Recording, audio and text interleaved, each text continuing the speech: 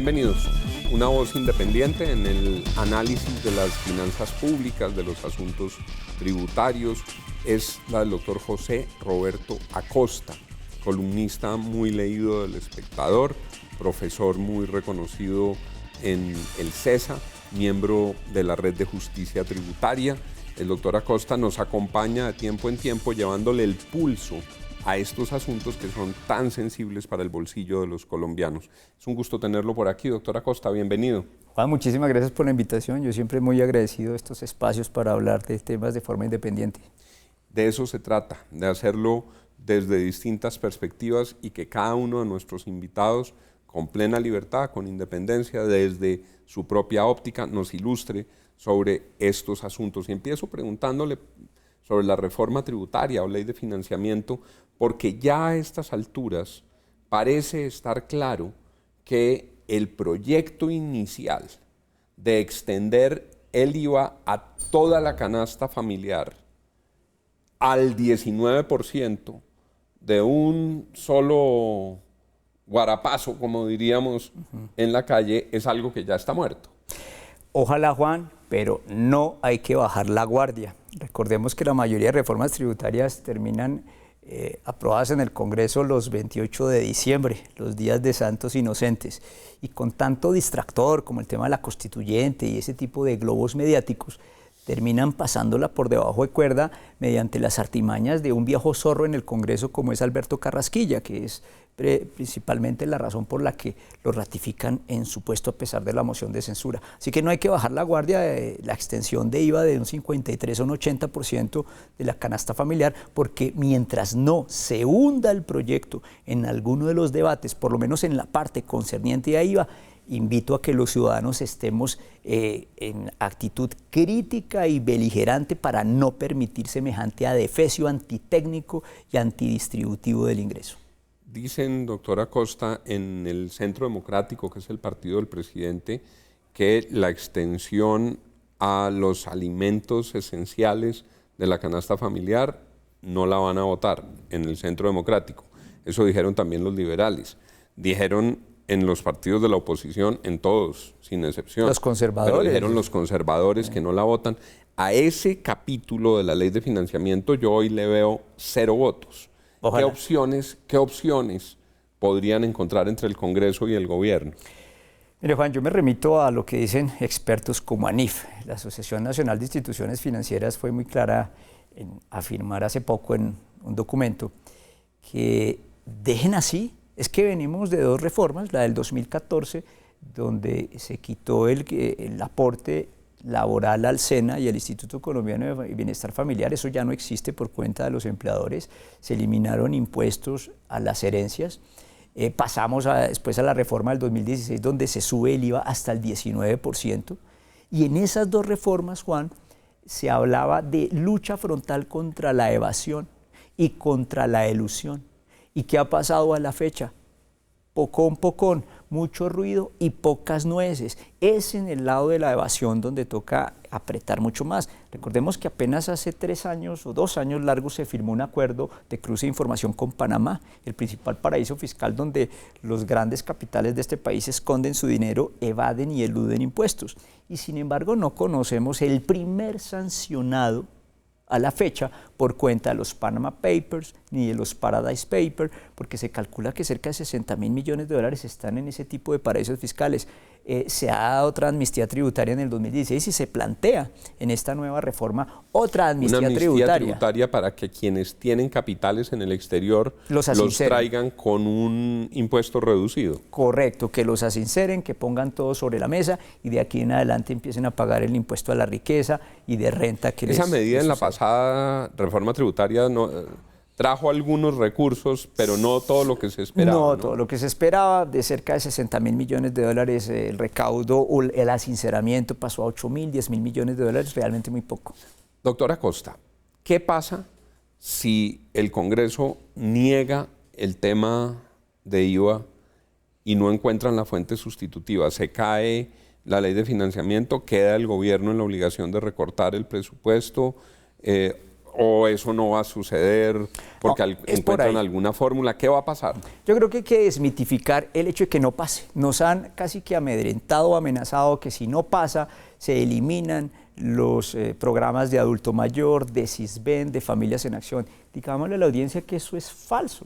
Eso ya está en la Constitución, eso ya está en el presupuesto. Probablemente no se extienda, pero el presupuesto se tiene que empezar a recortar. Por eso se pasó una ley de financiamiento, porque existe la posibilidad de que no pase. Listo, no pasa. Perfecto. Uno, las exenciones o la disminución de renta a las empresas del 34 al 30, pues tampoco se podrá hacer, porque eso sería abrir un hueco a las finanzas públicas, pero algo que hay que decirle a la gente es que esos 14 billones que tanto cacarea como hueco el partido de gobierno de los del Centro Democrático y del presidente Duque, fueron creados de forma irresponsable por el propio ministro de Hacienda al radicar un presupuesto general de la Nación con 25 billones superior al último presupuesto de Juan Manuel Santos. Es que el presupuesto para el 2019 es de 259 billones de pesos.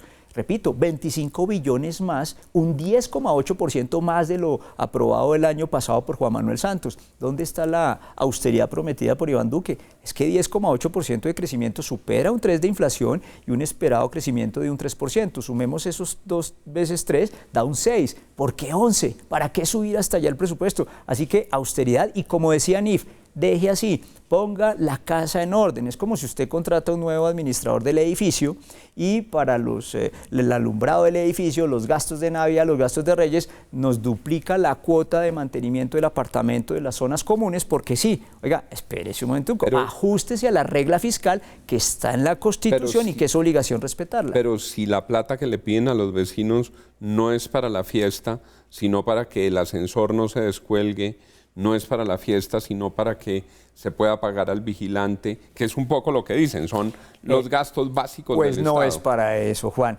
Estamos hablando de buscar 14 billones. Hombre, eso es el exceso, repito, si le meten al presupuesto 25 billones más y dicen que faltaron 14, hombre, pues sabe que nos tocó vivir sin los 14. Con 245 billones usted puede armar un gobierno, unas obras, una gestión pública lo suficientemente eficiente.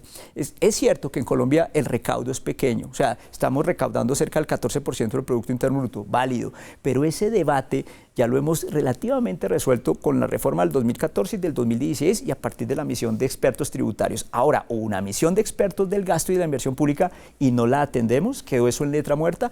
Nunca hemos ajustado por el lado del gasto, siempre ajustamos por el lado del ingreso. Y por el tema del gasto, el gobierno anunció una directiva de recortes. ¿Cómo la vio, doctora Costa? Juan, invito a los televidentes, todos los gobiernos, todos, desde Carlos Lleras Restrepo, sacan siempre su directiva de austeridad. Entonces, menos azúcar para el tinto, menos viáticos, cambiar las llantas de los carros no en un año, sino en 2. El año pasado dijeron que los ministros viajaban en económica. En económica, entonces y vimos una foto de Mauricio Cárdenas con calambre en una con las rodillas en las orejas. Yo decía, no, pues eso es vergonzoso. Eso son ese tipo de cosas de show, ¿sí? Cuando realmente se contradice el gobierno y dice, cojamos una parte del presupuesto, que eso lo están tramitando, y pongámosla sobre la mesa para que los congresistas dispongan libremente de ellas. ¿Cómo así? O sea, tanto que criticaron en la oposición a los auxilios parlamentarios y ahora los van a oficializar y ponerlos encima de la mesa. Wow, ¿por qué no más bien lo quitan y lo concentran en planeación nacional? Para eso es el Departamento Nacional de Planeación. Le pregunto sobre eso, porque yo mismo he tenido las dudas. Cuando los congresistas representan a sus regiones, en sus regiones esperan que tramiten las obras para las regiones y que sea de frente. El pecado es cuando es a medianoche, a oscuras, en un pacto entre unos congresistas y el ministro de Hacienda desagregando partidas globales. ¿No es mejor que eso sea de frente y que el congresista de Antioquia diga, pues yo dejo esta plata para Abejorral y esta plata para Turbo, y el de Cundinamarca diga, pues Cachipay necesita esta vía y Boyacá necesita esta vía, y se hace de frente y no en una cosa a medianoche que engendra corrupción? Pero a ver, Juan, lo que usted acaba de escribir también es corrupción, porque el de Cachipay y el de Medellín y el de La Bojana van a estar detrás del ministro tratando de favorecerlo con los votos de su senador y su representante. Olvidémonos un poquito esa práctica colombiana y ubiquémonos el poder de un Congreso. El Congreso, dentro de la división de poderes clásica, ejerce control sobre el Ejecutivo, no usurpación de poderes del Ejecutivo y gasto. Yo sé que es bastante utópico e idealista lo que estoy planteando, pero cuando me dicen es que los congresistas se miden por la cantidad de propuestas legislativas, hombre, es el Ejecutivo el que las propone en un sistema presidencialista como el nuestro. Debemos pensar en los congresistas más en el ejercicio de control y debate político más que en ejecutores de gasto. Pero la corrupción no surge de proponer, sino del mecanismo oculto de contratación. ¿Qué hace corrupta la mermelada? Que el pacto es inconfesable porque le asignan por debajo de los reflectores a un congresista una plata para que encuentre un alcalde amigo con un contratista amigo y le dan el 20% de ese contrato. Si aquí esto es sobre la mesa, la gente sabe y tiene claro el representante de su región qué pidió para su región. Juan, hay una cosa que se llama el SECOP, que es el Sistema de Información de Contratación Pública. Está sobre la mesa. Cualquier ciudadano lo puede controlar. Yo he denunciado la contratación a dedo que en el municipio de La Calera, donde resido, se le dio por parte de la alcaldesa al hermano del senador Hernán Andrade. Un contrato de 900 millones de dólares en un municipio que apenas tiene 20.000 de presupuesto. Y un contrato a dedo y sin licitación. ¿Y qué ha pasado, Juan? Nada. Así que el problema de la corrupción no es esa. Es mucho más profundo que no lo vamos a resolver en estas lides. Es más, soy muy escéptico de la consulta anticorrupción que pues también se le está haciendo conejo, pero definitivamente poner ahora a los congresistas a definir el gasto público cuando el país ha recorrido y ha generado instituciones como Planeación Nacional que deben hacer eso, me parece verdaderamente retroceder. Doctora Costa, volvamos a la reforma tributaria / ley de financiamiento. Si ese tema de la canasta familiar no existe, porque no lo van a votar al 18%, algunos dicen, bueno, hagámoslo gradual, extendamos la base y pongámosles un 5%. ¿Usted qué opina? Si me lo permite, Juan, pero eso es como el cuento ese, solo la puntica y después usted termina embarazado, tengámosle miedo a eso. ¿Sí? Eso es, que apenas le permitamos el 1% o el 2% o el 5%, viene el otro gobierno y nos lo sube a 10 y viene el otro gobierno y nos lo sube a 18, a 15 y listo, quedamos hechos. Mi posición es no rotundo al IVA de la comida, al IVA para el desayuno, para el almuerzo y para la cena. No rotundo. Este país no se puede comparar con otros países de la OCDE, que es en donde estamos, en ese club de ricos, y por el contrario, una lucha frontal contra la evasión y la elusión que desprende muchos recursos a través de exenciones tributarias, por ejemplo, para las mineras y las petroleras, que se calculan en cerca de 45 billones de pesos. 45 billones valen las exenciones para mineras y petroleras.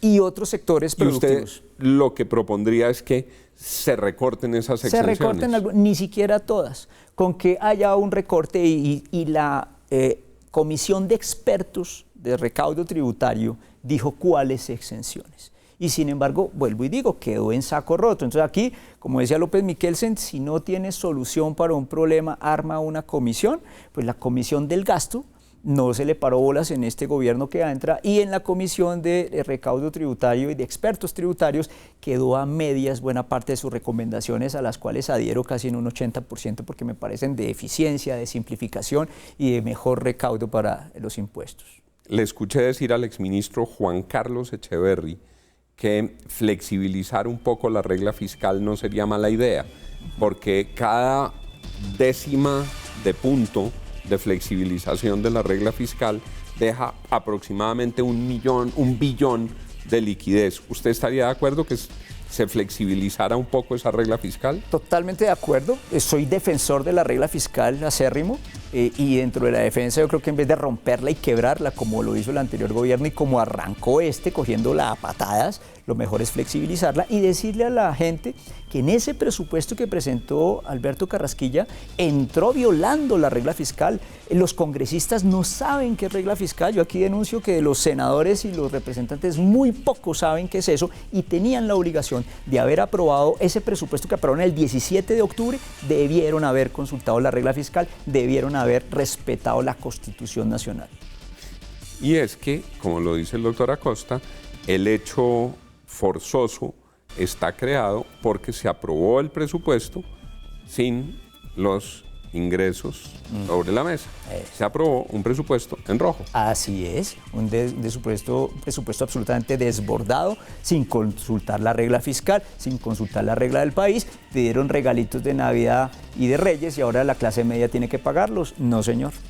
Doctor José Roberto, muchas gracias por haber estado aquí. Juan, muchas gracias por la invitación. Y a ustedes, muchas gracias por estar con nosotros en Al Punto, donde tenemos las voces que vienen de los distintos sectores de la academia económica, de la vida política y, por supuesto, del análisis sobre los temas más importantes de Colombia. Feliz noche para todos, sigan con Red Más Noticias.